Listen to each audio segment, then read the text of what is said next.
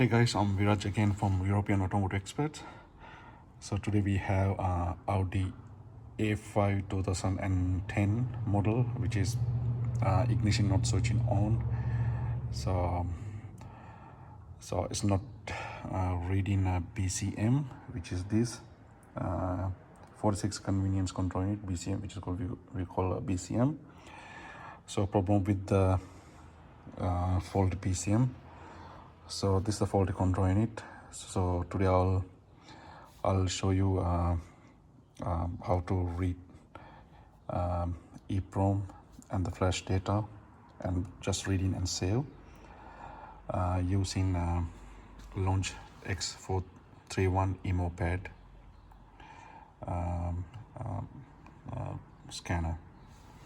So first thing is first, you have to connect your EEPROM and the cable.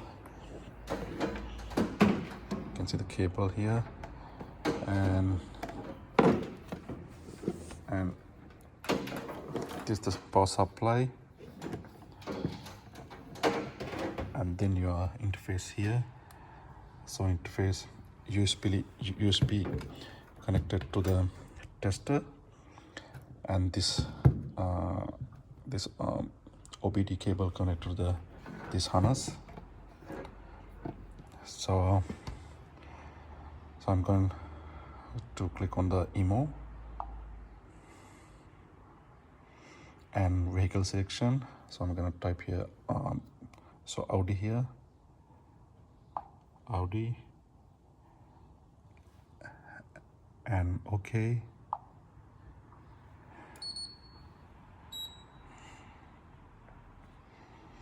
So then OK, read through all the information and hit on OK, and vehicle mode, and this is A5. You can choose here A5 and click on here.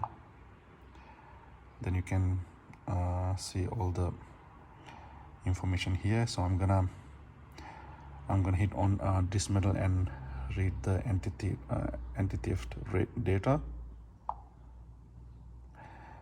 And before go through anything, so we have to go to wiring diagram. So this is the wiring diagram. So how all the wires are connected to the PCB board. So this are two CAN wires. You can see you have to connect accordance with the picture. So you have to solder all the wires, but it's not hard. But as you can see, so these are two CAN wires, and other side of the board you can see there's a power supply and earth, and there's two wires goes to the chip, and these other two black and red wires for the power and the ground. So this is the harness. So after you solve everything is out and everything, so you can hit on OK. And other main thing is your power supply. It should be always connected to the power supply. So first I'm gonna read the chip. So this is the indication of reading the control unit chip. So then we know all the wiring, everything is perfectly fit onto the board. Hit on the read, and you can see there's a number on the number. This is a chip number. So we know now the successfully board is wired and everything. So there's no issue with the harness. Hit on OK. So now I'm gonna back up flash data and EEPROM data. So hit on the backup flash data. You can see now reading flash data. So it'll take like maybe less than 1 minute.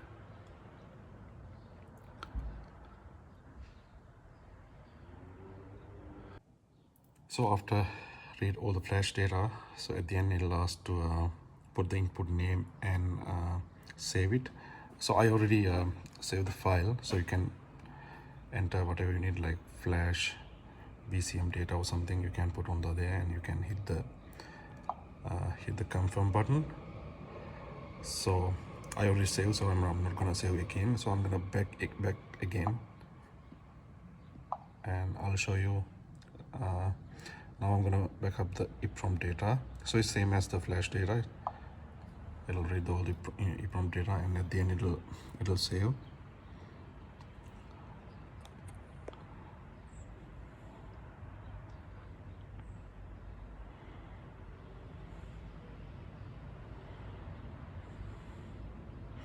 So this one, then at the end you can save under like flash BCM or something, and then you can hit confirm. So I'm not gonna save again because I already saved.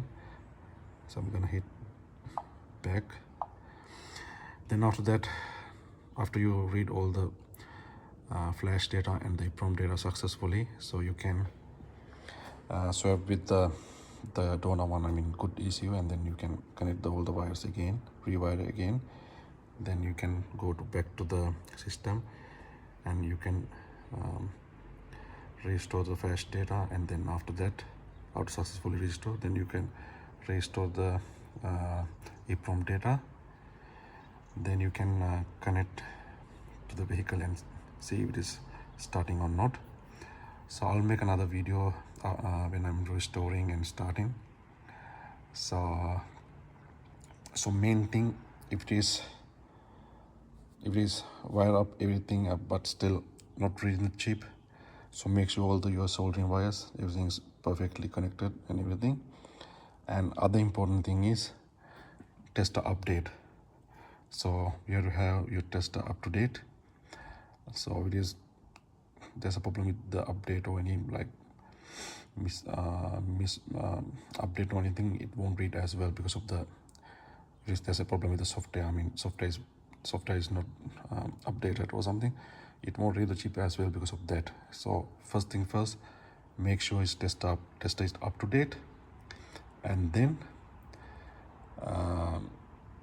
we have the wiring diagram. As per wiring diagram, connect all the wiring and everything, then read the chip and back up the flash data and save it, and back up the EEPROM data and save it, and at the last connect the new BCM and restore the flash data and restore the EEPROM data.